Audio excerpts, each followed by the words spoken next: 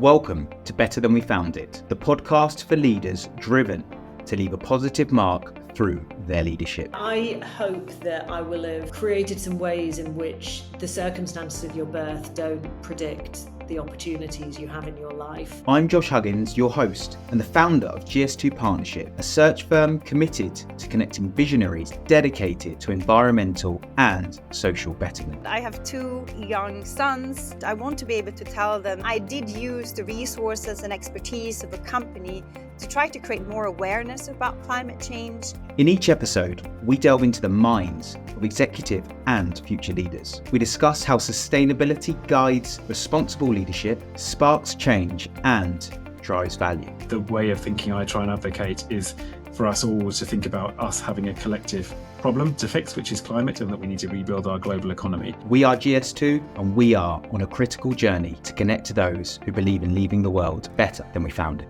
Hello, and welcome back to another episode of Better Than We Found It, the purpose-driven podcast. On today's show, I'm delighted to be joined by George Roffey. George is the Chief Sustainability Officer of Centrus and has the title as the first Chief Sustainability Officer that I've ever interviewed who started their career as a teacher.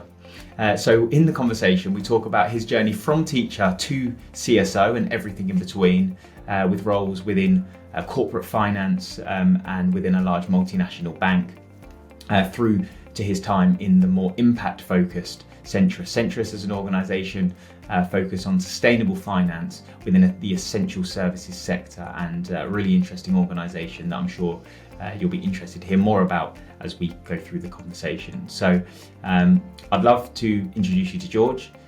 Really look forward to hearing your feedback from the episode, and let's dive right in. So George, welcome to Better Than We Found It. Thanks very much for having me, Josh. Good to be here. Yes, we had a bit of technical issues getting on, but I'm glad that we're finally on recording and ready to have a great conversation. So I think what would be great to start with, I've done a little bit of an introduction to you before this, but for the audience and those that don't know you, could you explain a bit more about perhaps yourself, your role and remit, and I suppose who Centrus as an organisation are and what you stand for? Of course, yes. So hi there. My name's George Roffey. I'm Chief Sustainability Officer at Centrus Financial Advisors. And at Centrus, we're a corporate finance advisory business, but we focus on very specific sectors. And the whole overall concept of and founding purpose of the firm is that we wanted to create an environment where people could use their financial services skills, but in areas where they could see the tangible impact of that. And as a result of which, we work in very specific sectors, which we quite grandiosely describe as essential services. But they are essential services. They have real impact on society, on the environment as well. And those sectors are in the affordable housing space. So we work with a lot of housing associations across the UK, and that's sort of diversified into operational and other real estate as well as universities and secondary and tertiary education as well. So that's sort of the more area of the most sort of social impact that we work through. And then secondly, in the infrastructure space, and in infrastructure, energy transition is thankfully one of the key components of what's going on in that arena, and we can talk more about that a bit later. And then thirdly, we work in transport, and again, electrification in the transportation space, and that can really range from electrifying diesel bus fleets for councils and communities through to airport redevelopment, shipping, and a lot on the rail side as well. So a lot of challenges. One of the hardest sectors hit by the post-COVID headwinds, especially. But a lot of proactive activity, again, on the use of the networks and their energy independence as well. So those sectors are where we operate, and what we do in those spaces is both on the debt and the equity side, and playing the advisory role on short-term projects, restructures, etc., but also longer-term strategic pieces as well, and a lot in the treasury management space as well. And there, the sort of risk management, hedge advisory, M&A, all sorts of sort of pure and traditional corporate finance, but with a very innovative approach. And that's where the green economy and the green finance and the sustainability comes into play, because it sits across those sectors and encourages a lot of collaboration across the areas that we work in. Brilliant. Well, thanks for the overview. I'm excited to dive into that in a bit more detail. But I suppose the interesting thing for me, and one of the reasons why it stood out to get you on the podcast, is that the journey to the CSO role is very different for lots of different people. But I don't think I've spoken to any chief sustainability officer who actually started their career as a teacher. So tell me a bit more about how did that start, and maybe what were some of the lessons you learned in that profession that you even retain to this day? Yes, and lessons that I learned is really pertinent in that space, because I think when it comes to learning about yourself and learning about motivation, interaction with a audience, i.e. a classroom that you are a different generation to, you're not on the same page as in most cases, is really challenging. It's really hard, and you learn really quickly because kids aren't afraid to tell you what they think. And when I first started, I was given some advice by a very senior member of staff, which was, don't smile before Christmas, which I thought was something that they then went on to say is because then when you do smile, the kids will be really sort of disciplined and engaged and doing what you'll have control of the classroom. And then it was quickly backed up by a colleague next to this member of staff saying, or you could smile straight away and get them all on side and be good friends with them. And then equally, when you do need to carry out some discipline and order, then they'll think, well, this is a change, and they'll respect it as well. So it was the reason I use it. It's just a classic example of there's so many different ways to go about it. And being self-aware and being aware of the environment that you're working in and that you're talking to was just a massive learning for me. There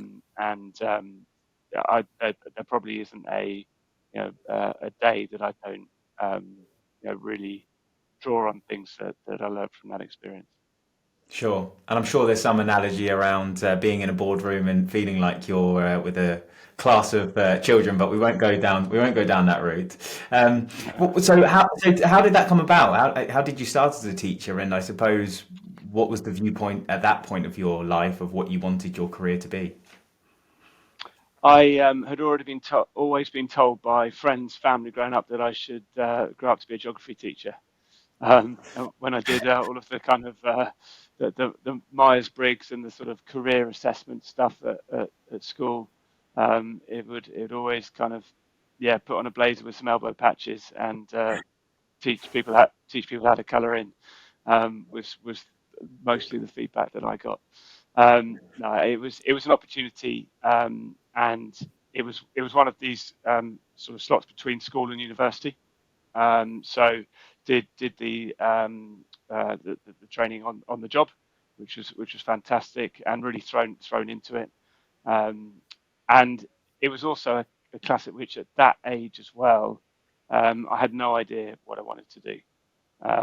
I had sort of studied and been most interested in geography throughout my schooling and on the economic side as well. So had done both of those along with French and art at A level, and as a result of which the sort of again the crossover between the economical side of geography and the globalization specifically was a real strong topic and agenda at the time, and still is. And I found that genuinely interesting, and went on to study geography at Nottingham University as well. How prominent was that subject then? Was that a well subscribed course, or I suppose now it's probably gained a lot of traction. But what was it like? What was it like then?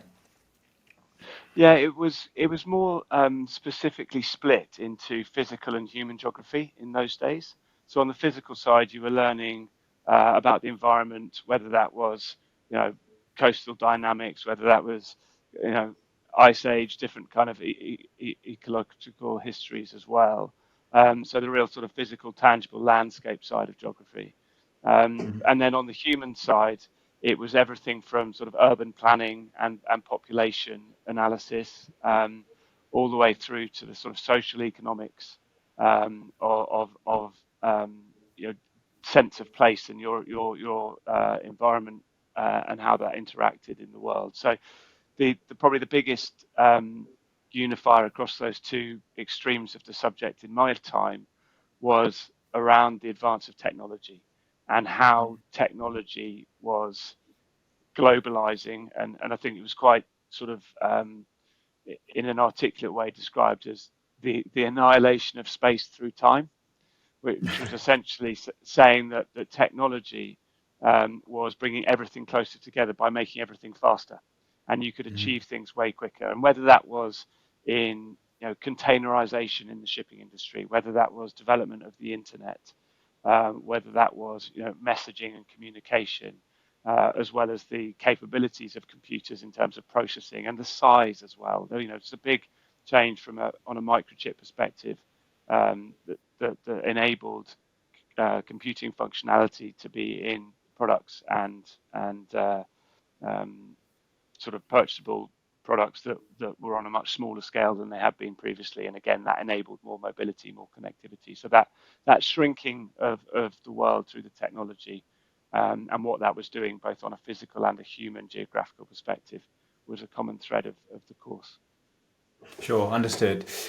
So you mentioned there about shipping, and I note that your first role then out of uni was in shipbroking, I think.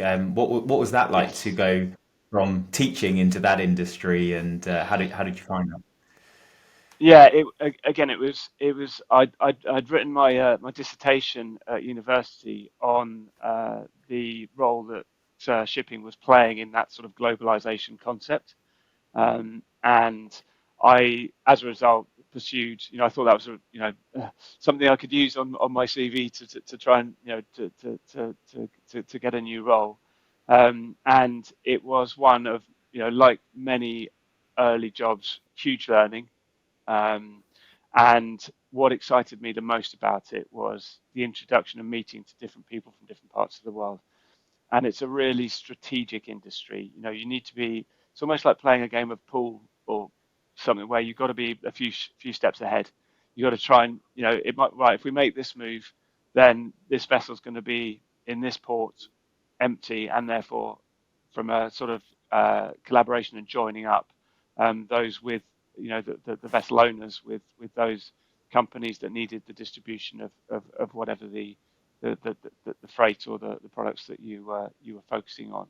And so that kind of chess game globally learned masses, and again, it's a cliche, but it's a cliche because it's true. I'm a massive believer that you learn the most from talking to different people from different environments with different experiences, and that was very evident in the shipping world. It was and still is quite a sort of personality-based business as well, as a lot of interpersonal relationships. But the sort of flip side of that, it was quite archaic, if you like, in terms of some of the operational information available, and something that, like some industries, kind of hung on to the past quite a lot, and found it harder and harder to accept some of the digitalization and some of the efficiencies that things like adopting new systems and stuff could really bring to the K. Sure, understand. So then it seems like your career moved to finance and really started to take shape in that time, the long time that you had at Barclays, where you progressed through the organisation. So going back to the start, what was it that appealed to you about moving from the shipping industry into finance, and particularly in joining Barclays?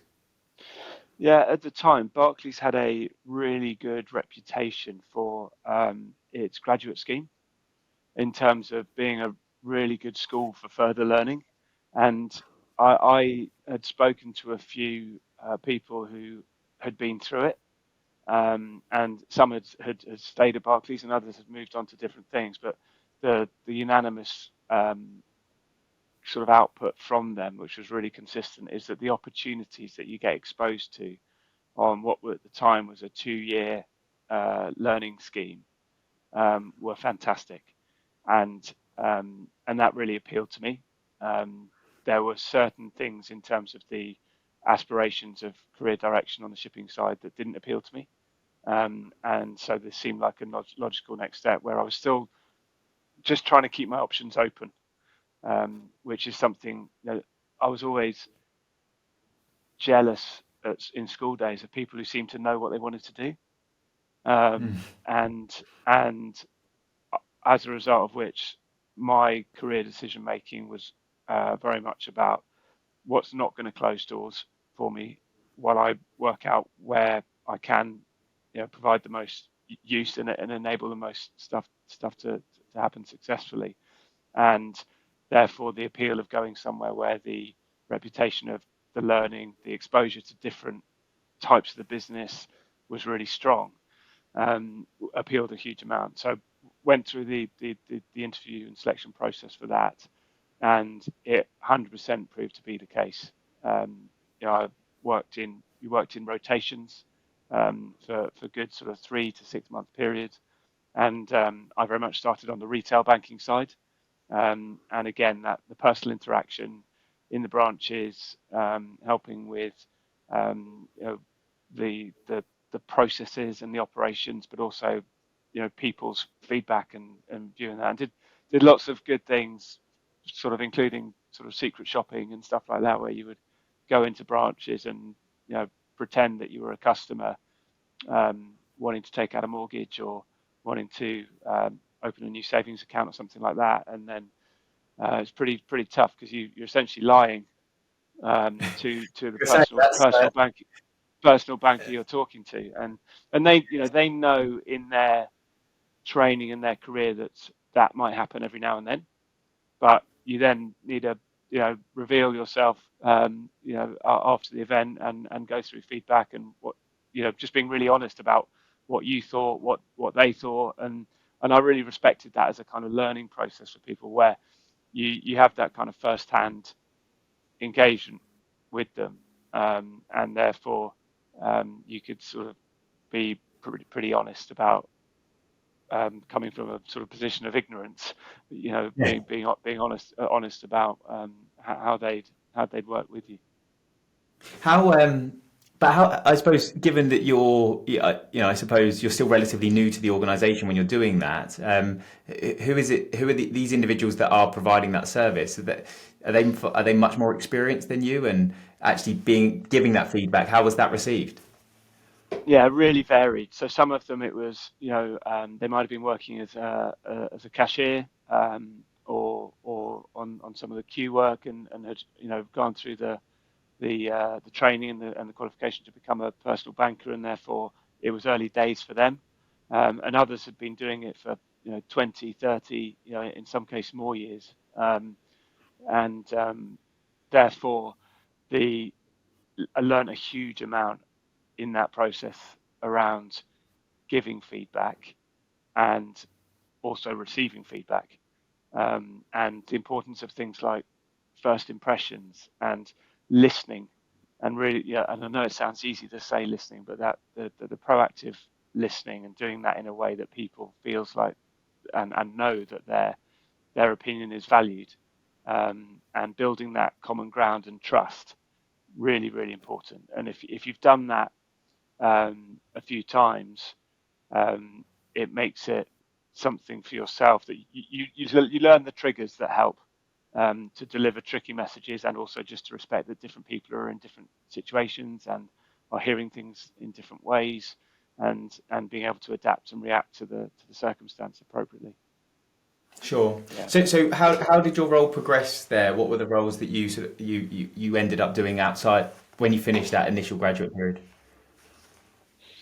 So after the rotation and through that as well, you're exposed to sales training, presentation skills, subconscious bias, a whole high performing teams, you name it. There was some really, really good exposure and experience across all those pieces. And after my spell sort of front line, I then went into some middle office roles and looked at everything from helping redesign websites for the bank through and doing lots of kind of user acceptance testing, working a lot with therefore technology teams on systems implementation and operations, and then ultimately felt that that sort of change and implementing change effectively in a large business was something that you start to see and learn about when it's gone wrong.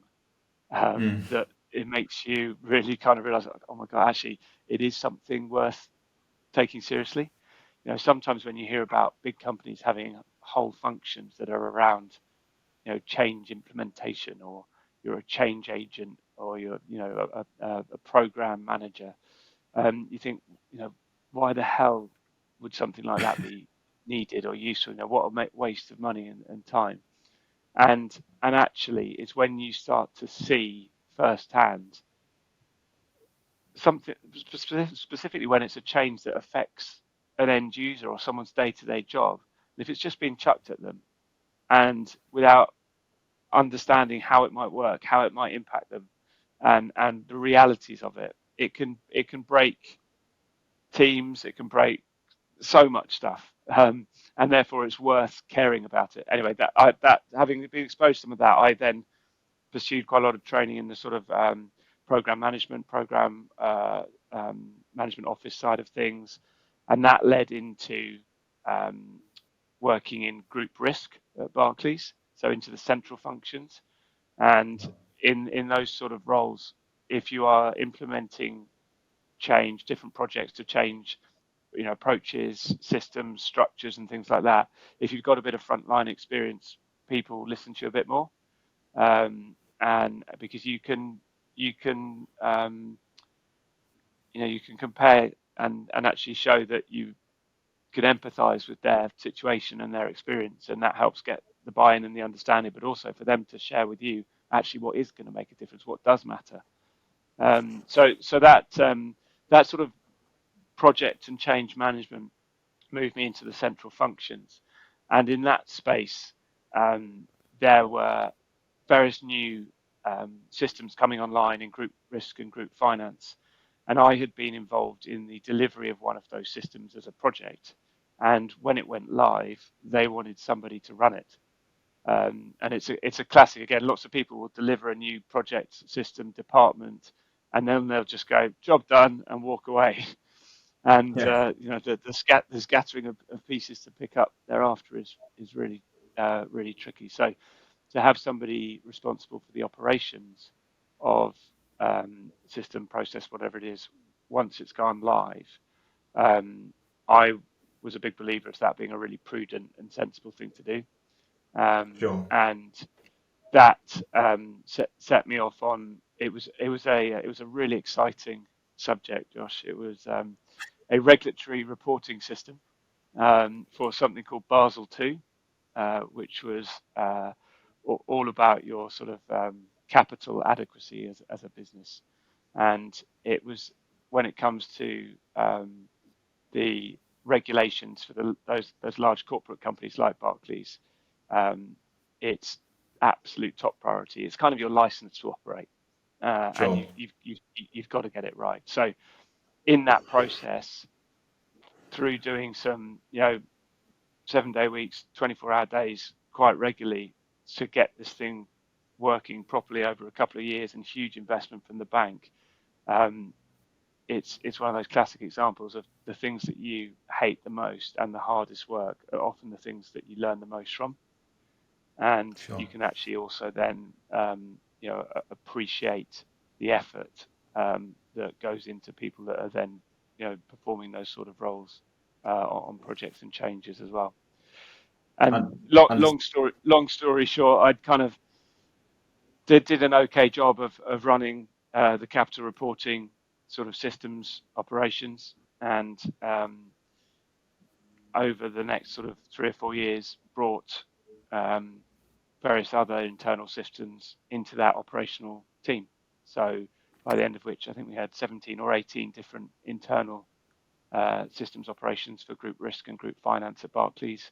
and that had consolidated the investment bank and the retail bank at the time before it then to diversify again.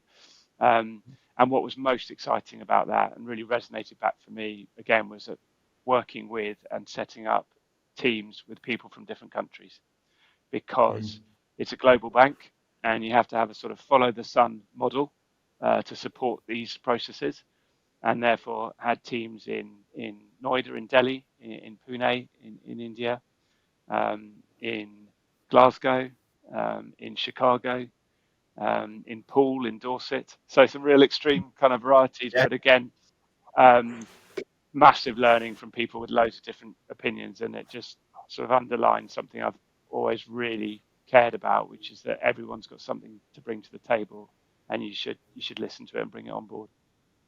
Sure. So the piece that hasn't, I suppose, been discussed in that is anything to do with sustainability. So I'm keen to understand how this transition happened.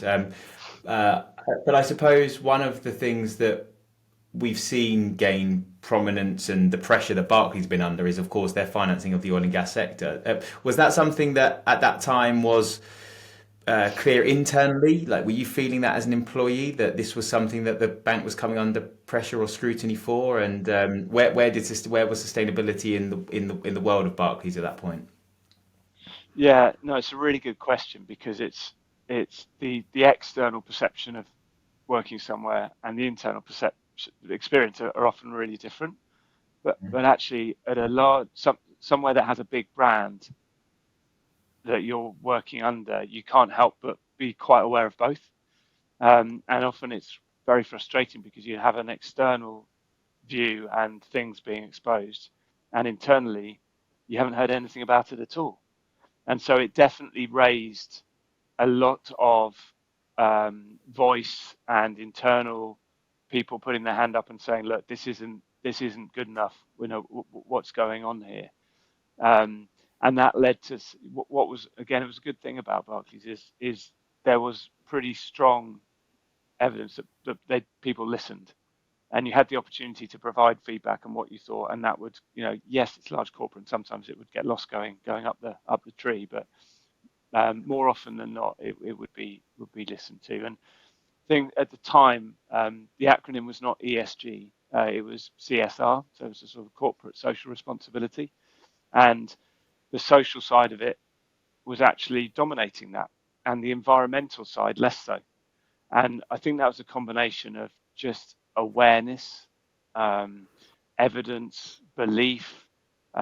People, if it was easier to kind of, well, we probably don't need to worry about that. Let's focus on this. It was sort of brushed aside a little bit. And so when it came to oil and gas specifically, it was something that we're very aware that it was a challenge, but I don't think doing anything. I certainly didn't, wasn't exposed to seeing anything proactively being done about changing that, apart from just being sensitive to something that it was, reputationally was something to be aware of. Sure. And with that said, that kind of segues into the sustainability piece, where I got very involved in the values of the company, and that was something that part of the feedback on, one of the topics you just mentioned was a contributing factor to that, to actually sort of re-establishing the purpose of the business and what that was about, and the way that was done at Barclays was very inclusive. Everyone had a chance to input to it, to work and learn on it, and then ultimately to roll it out across the group. And I found that really interesting, because I had really different opinions from different cultures and different colleagues in different parts of the world, and I found that fascinating and really important to try and bring all of those into something that everybody could see as a framework, but also respecting the local differences, and the work within that framework as well. But that was still more socially focused rather than environmental? Yes, it was, and that was, some brilliant stuff. Worked a lot with it. What it was about was recognizing what skills or experience do you have, or does your team have, that you might actually be able to share that would help people that haven't had that opportunity. And even more than there ever were, thankfully, but in those days it was quite hard, but there was still a good number around of initiatives, sort of youth development programs that would work with communities, with housing associations, with schools, with local authorities, looking at where some of sharing that skill set and providing some of those opportunities, whether it was work experience, internships, or doing stuff where you were going, I used to go out into schools in Tower Hamlets a fair bit and deliver various kind of, again, classroom exercises on things like first impressions or how to sit down in an interview or write a CV or basic numeracy and things like that. And again, it was you, as well as hopefully sharing some stuff that might be useful for the kids that were listening or were part of it. It was also something that you learned a huge amount yourself from.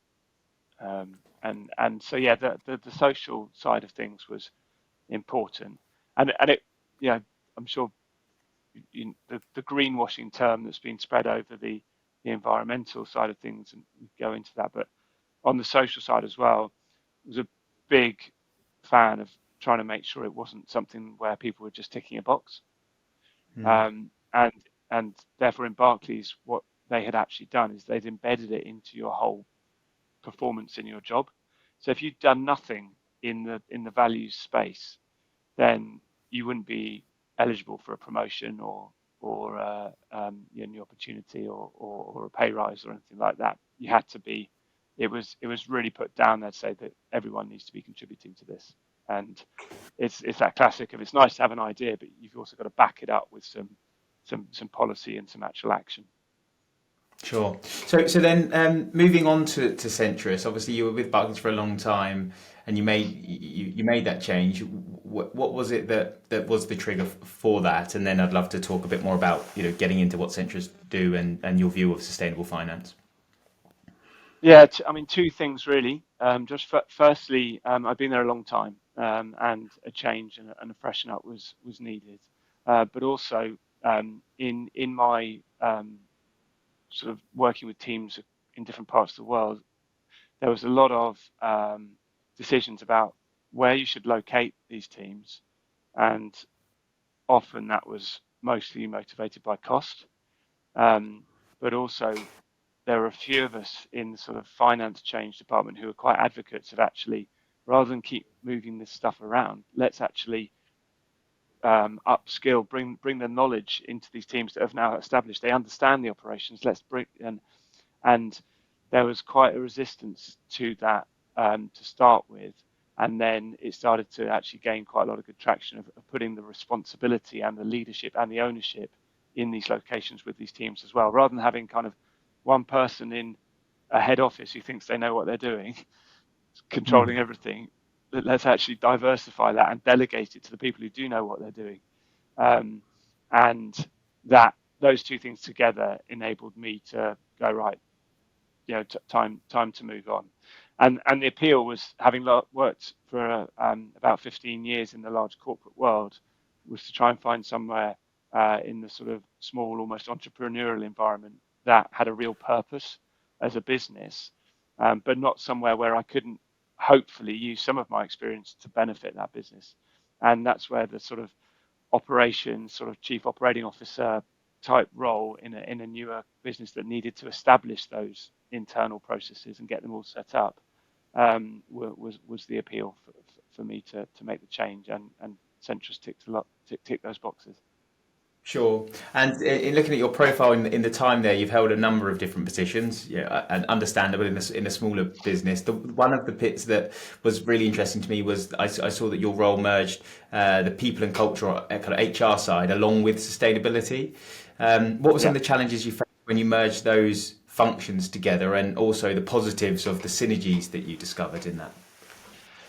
Yeah, no, it was a strategic approach. So I'm a big believer, if you want to truly embed something in a business, it really varies company to company, team to team, what the most kind of influential part of the work is. And in some businesses, that's the technology, or it's the office space, or it's who the boss is, or it's different people, different places influence in different ways. And at Centrus, we're an advisory business. and therefore our people are our most valuable asset.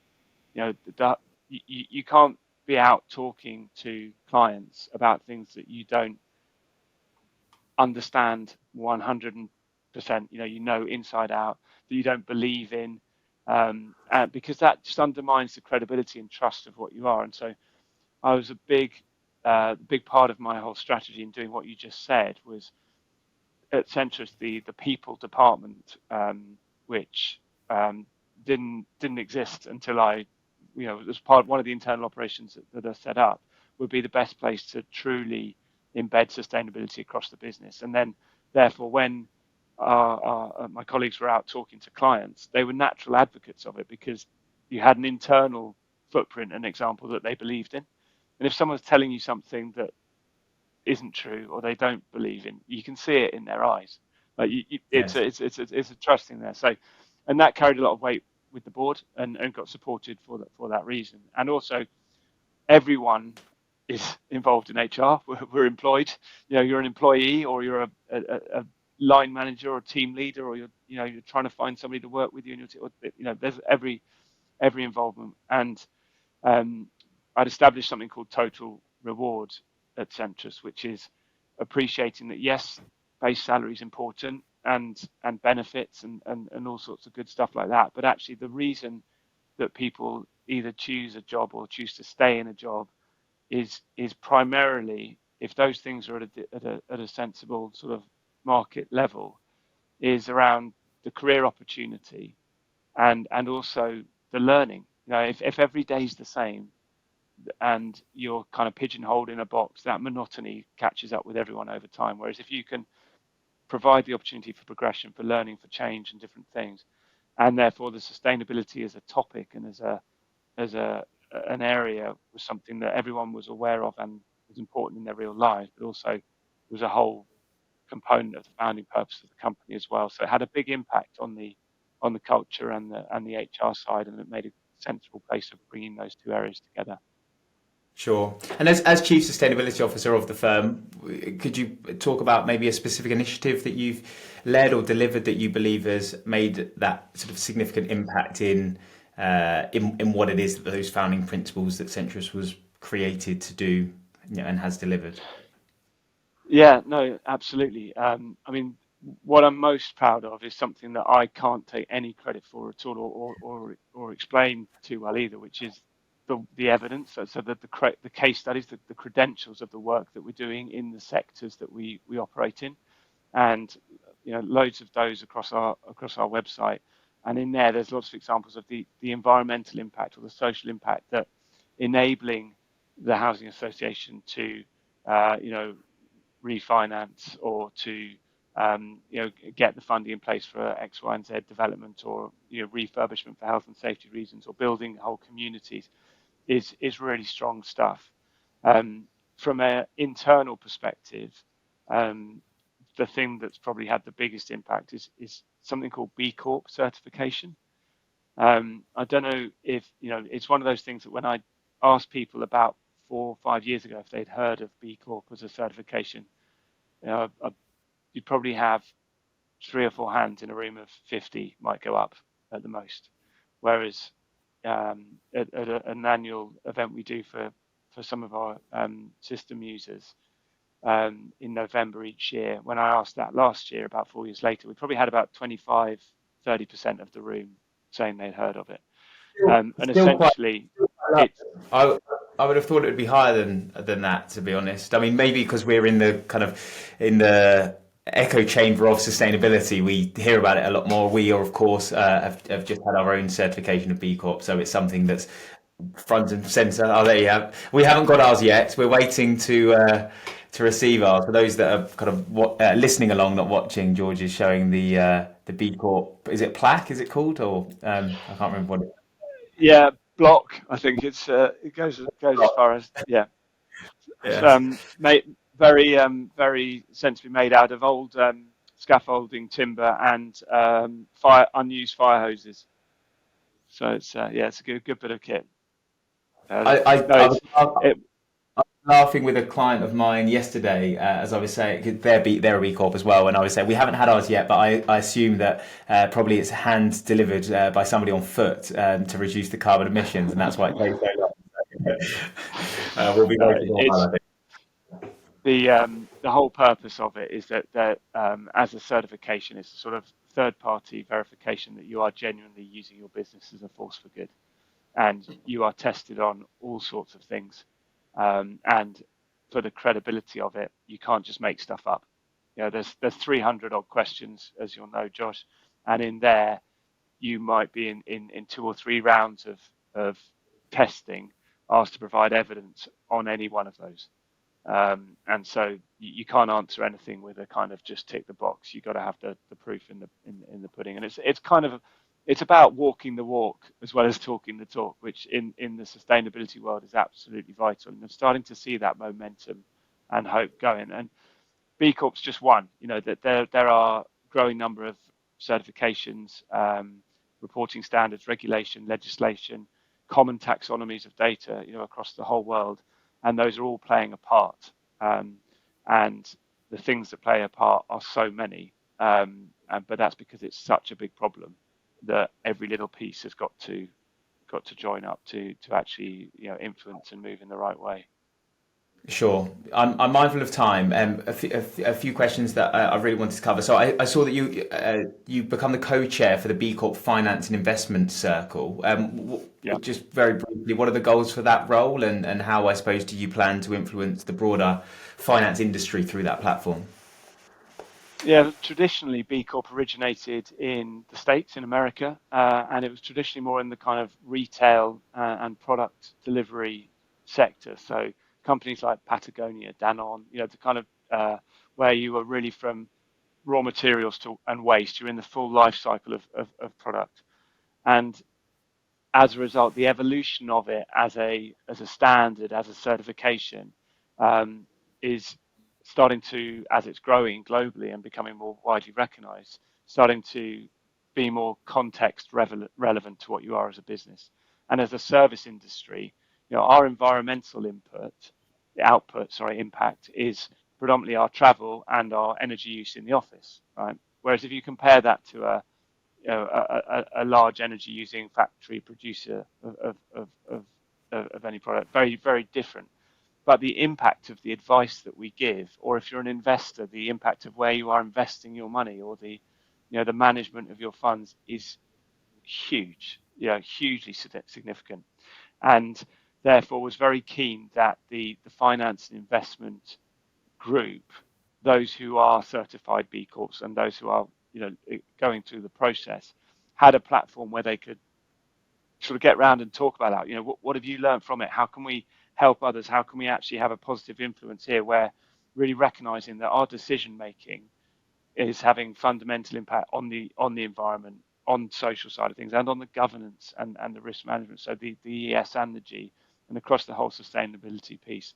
And therefore, that was the main reason behind it, and worked very closely with a peer at Octopus Energy, and her and I kind of put our heads together and have started to build the community on that basis. Sure, understand. That's not Lucy, is it? Yes, Lucy Ronan. Yes. Oh yes, yeah, I know Lucy. Yes, excellent. Yeah, I know that obviously Octopus are a great organisation that are really leading from the front with B Corp as well. So yeah, that's really interesting to hear. Yeah, and there's a sector relevance for Centrus as well. As I say, we work in the infrastructure space, representing a large number of the utilities companies in the UK, and also a lot of high energy use, areas, and therefore some of the sort of commonality of the green finance and the sustainable financing approaches, as well as it being in the relevant sectors, is a really kind of double impact effort that's making good ground. Sure. Well, I did have a lot more questions that I wanted to cover off with you, but I want to make sure that we finish in time. So I've got a couple of quick fire questions, and then, of course, I'd love to hear a bit of your summary around Better Than We Found It. So if we have quick fire, less than perhaps 30 seconds answers for these. Obviously, you've been in big business. You're now in a smaller business. How can small businesses make a big impact on sustainability? Good question. 30 seconds. Um, I, I think recognizing that your platform of work can contribute. It's one of those things that if you always look for other businesses or bigger businesses to be the ones making a difference, then it's going to be slower or nothing's going to happen. And actually, in the areas that smaller businesses work in, they know that intimately and really well compared with what some of the larger corporations do. And therefore recognizing that every single little thing that you can do that is adding circularity to the economy, or is having a positive social impact, or is helping a colleague, in a challenging well-being situation, every little piece makes a difference. And therefore, the size that you are as a business, I think, is not as important. It's just realizing that wherever you work. Sure. What is one trait that every leader should possess to drive sustainability initiatives successfully? Trust, I think, is really important. You have a very valid risk that whenever you're trying to make a change, it is challenged. Whenever there's an inequality, there's got to be some proactive pushing in the other direction before you get any sort of balance. And so having the trust of people you're working with, and you earn that by setting an example, but also by listening and including. And I think that sort of collaboration is a really important part of it. And thankfully, sustainability is a topic where nobody's kind of, they're looking in their little black book and say, I can't tell you that, we're doing. In my experience in the sustainability world, everybody wants to share and contribute to it. And that is adding to the collaborative momentum. Sure. Final quickfire question. What's a common myth that you hear maybe friends, family, or even colleagues talk about sustainability that you would like to debunk?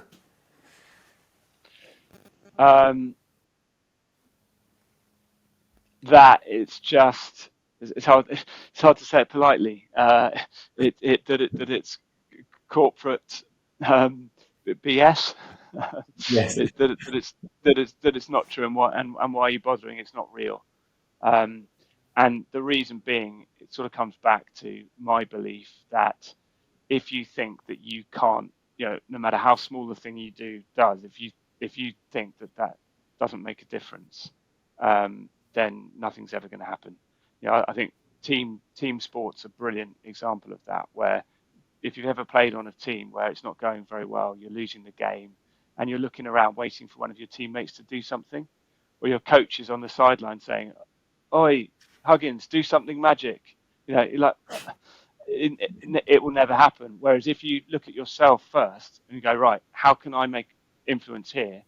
That then sets an example that other people follow, and suddenly the whole team gets behind it. So I think that myth of it not being worth it, and that it's just corporate box ticking, is something I would be really keen to debunk. I think everything's got a part to play. Sure. And I suppose then to finish off with, by the end of your career, George, what would you like your legacy to be, to show or to know internally that you've left the world better than you found it? It comes more personal for me, and it's kind of about the generations. Looking back on it, I would love, if my kids or their children, my grandchildren, sort of said, what did you do during the climate crisis? How did you? And hopefully it's a positive one, as in, wow, thank goodness we did that. What role did you play, Dad, Granddad? And I would love, the worst thing I could think of would be to say I didn't do anything. I would love to be able to say, well, I gave it in every way I could, or in some ways that I could. I gave it the best shot. And sounds hopefully simple, thing to do, but certainly isn't. For sure. Well, I'm sure the work that you're doing at Centrus sounds like it's really positively contributing already, and I'm sure you're going to continue to build on that. So thank you so much for your time. I'd love to have got into more about Centrus and what you do, and I'm sure maybe some of the audience would. If people are interested in finding out more, they're in finance and they're interested to work out more about Centrus, are you happy for people to reach out and connect with you? And if so, is LinkedIn the best place for them to connect? Yes, absolutely. Or you can connect through the Centrus website as well. We've got a sustainability in section in the top header there. And no, absolutely. Always, keen to share and learn from other people's experiences as well. And I think from a Centrus perspective, some of the services provided in the corporate finance space or in the risk management, the treasury management side, then please do reach out and ask. And equally, if it's something broader on the sustainability role in the finance and investment space, then always keen to connect. Thank you very much. Brilliant. So thank you so much for your time. It's been great to have you on. I'd love to catch up in the not too distant future to hear how you're continuing to progress things forward. It's been great to hear the story. Thank you so much, and look forward to catching up soon. Thanks very much, Josh. Take care. Thank you for joining us on this episode of Better Than We Found It. I hope you have found value from this to support your own purpose-led journey. This episode was brought to you by GS2 Partnership, my organisation focused on providing talent solutions for sustainably focused organisations. We are driven by our purpose of connecting the people who believe in leaving the world better than we found it. If you are looking for a partner to support you with your hiring plans, or you are looking for your own career next steps, please reach out to us or personally drop me a message on LinkedIn. It's great to hear from listeners to the podcast, and I'd welcome the opportunity to talk to you. Thank you very much, and stay tuned for our next episode.